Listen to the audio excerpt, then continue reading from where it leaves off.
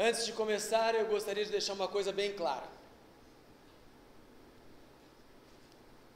Eu não sou o Sérgio Blanco. O meu nome é Gilberto. É Gilberto Gavronski. Assim, o que vocês estão vendo não é o Sérgio Blanco, e sim o Gilberto Gavronski. Eu vou fazer todo o possível para me parecer a ele, para ser ele. Ele, precisamente, o Sérgio, não. Mas o personagem do Sérgio. Eu vou fazer todo o esforço para ser ele, e eu vou pedir que vocês também façam todo o esforço de acreditar que eu sou ele. Escolhi uma das suítes para violoncelo de Bach e comecei tranquilamente a percorrer as várias salas.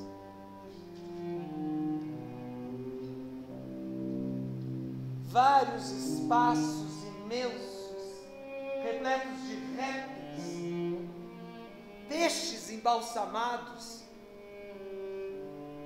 cascos de tartarugas gigantes, milhares de mariposas expostas em vitrines empoeiradas, centenas de esqueletos de símios, baleias, pelicanos.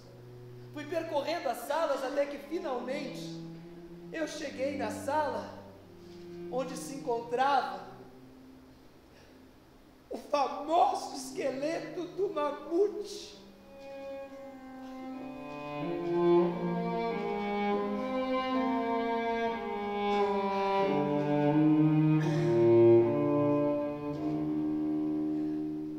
Era lindo, imenso,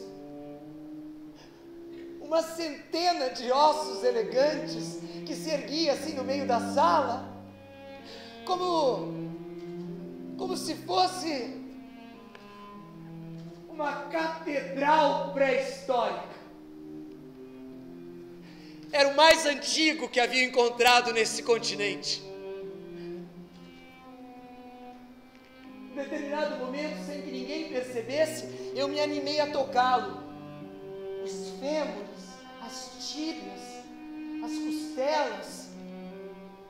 Aí eu senti um aperto na garganta, e depois algo aqui no peito, aqui nessa parte, como se em alguns segundos algo se detivesse em mim, enquanto eu me dava conta de que eu estava acariciando algo tão remoto e distante, e sem dúvida, tão próximo e familiar. Aí alguém se aproximou, eu tirei a mão, mas eu continuei observando por alguns minutos. Em silêncio. Quando eles se foram, eu voltei para o meu quarto e nem bem entrei. A primeira coisa que eu vi foram as manchas. De dia, elas ainda eram mais presentes, mais vivas, mais vermelhas. Parecia assim que a luz do dia as deixava mais vivas, mais presentes. Então eu aproximei a minha mão das manchas e me animei a fazer o que eu não havia me atrevido a fazer na noite anterior. Eu as toquei.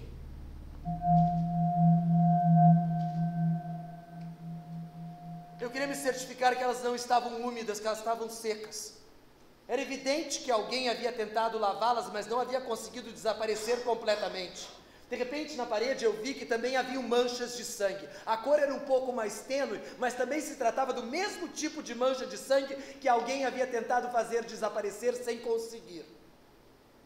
Então eu tratei de trabalhar um pouco, eu queria me concentrar, mas estava difícil. Quando eu olhei no computador, eu vi que Marlon tinha acabado de se conectar. 2 minutos depois, ele estava me chamando pelo FaceTime. Eu comecei a explicar para ele sobre as manchas, ele me interrompeu. Como bom criminologista que era, Marlon não era chegado a muita conversa. O seu negócio era decifrar signos concretos e não perder tempo com palavrório. Então eu comecei a mostrar para ele com a câmera do meu iPhone. Foi isso que eu fiz. É isso que eu estou fazendo agora. Primeiro eu mostrei a primeira mancha que eu vi. Depois eu mostrei as outras que estavam ao redor. Em seguida, eu empurrei a cama e mostrei a mancha enorme. Fiz vários primeiros planos e depois eu me afastava para que ele tivesse noção do tamanho das manchas. Ele me pediu que eu focasse o contorno de uma das manchas, depois que eu seguisse de perto a linha que as delimitava. Pediu que eu voltasse para a primeira mancha, que eu me aproximasse. Essa é a única que não é uma mancha de sangue. Ah, não? Não, parece, mas não é. Mas é uma mancha de óleo escuro, de soja, de molho de soja. Não, seguramente é uma mancha de molho de soja que muitas vezes pode se parecer com uma mancha de sangue seco. Depois eu mostrei as manchas da parede. De cara ele me pediu que eu mostrasse distintos lugares. Era como se Marlowe já soubesse onde estariam as manchas. Aos poucos ele me foi fazendo ver que haviam manchas em lugares onde eu nem sequer ainda havia me dado conta. Aí me pediu que eu mostrasse o teto. O teto? Sim, o teto. E com efeito, no teto também haviam manchas de sangue. Eram poucos menores, mas era toda uma constelação, um céu de manchas sempre mal lavadas. Marlowe não dizia nada, apenas anotava. Aí me pediu que eu seguisse com a minha câmera o caminho que ele ia me indicando. Peguei o corredor e fui até o banheiro, e ali também havia manchas de sangue. Na parede, no teto, no piso, na pia. Me pediu então que eu mostrasse a banheira.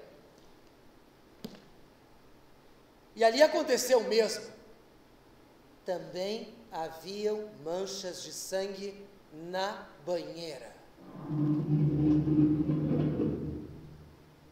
Era como se Marlowe já soubesse onde elas estariam. Era como se ele já soubesse o final dessa história. Aí me pediu que eu pegasse um algodão e que esfregasse contra uma das manchas. Eu fiz. Assim? Assim mesmo. Mostrei para ele, tinha saído um vermelho tênue. Ele me pediu que eu pegasse um pouco de álcool e molhasse o algodão. Eu disse que eu não tinha. Me pediu então que eu fosse até o minibar e que pegasse uma garrafinha de uísque. Eu fiz. E ao final de fazê-lo, eu percebi que o álcool fazia renascer a cor inicial da mancha. Era o que eu imaginava. Me pediu então que eu tirasse algumas medidas.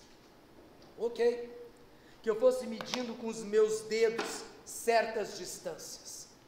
As distâncias entre uma mancha e outra. Entre uma mancha do piso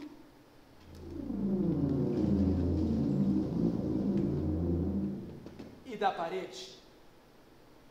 Entre uma mancha da porta do banheiro e da banheira. Está claro.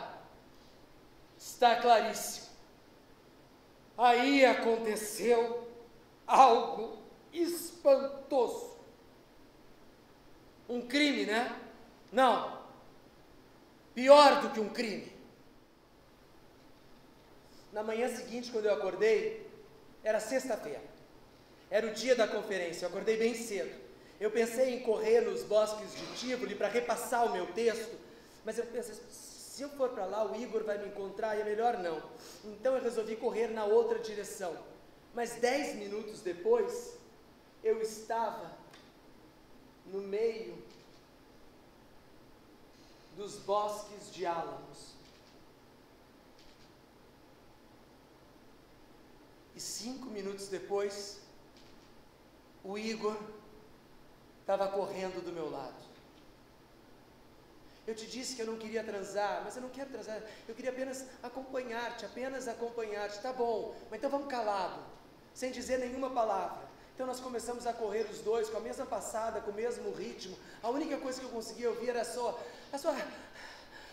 respiração ofegante, mais nada. Num determinado momento a gente parou para tomar um pouco de água, e ele me perguntou, onde é que é? O que? A sua conferência. Para que você quer saber? Para saber. Eu te disse, não, olha só, eu expliquei para ele que se ele aparecesse, isso ia me atrapalhar, então que eu preferia que ele não fosse. E foi então aí, apenas aí, que eu comecei a pensar, quem era Igor na realidade? Ele me olhou assombrado, me perguntou o que foi, eu disse, nada. Mas eu continuava pensando, quem é Igor? Por que ele se obstina em me ver todos os dias? Por quê? Aí ele tentou me beijar, eu disse, não quero que você me beije, não quero me excitar. Apenas beijar. Não! Isso vai me tirar atenção. Não, eu quero correr sozinho. Eu quero colocar meus fones de ouvido e correr sozinho. Está bem, então eu vou correndo atrás de você. Você vai me ligar hoje à noite? Sim, depois da minha conferência. Então eu coloquei os meus fones de ouvido, eu coloquei as minhas suítes para violoncelo de Bach e comecei a correr por 30 minutos com o Igor a 2 metros de distância. Quem era Igor na realidade? O que ele queria?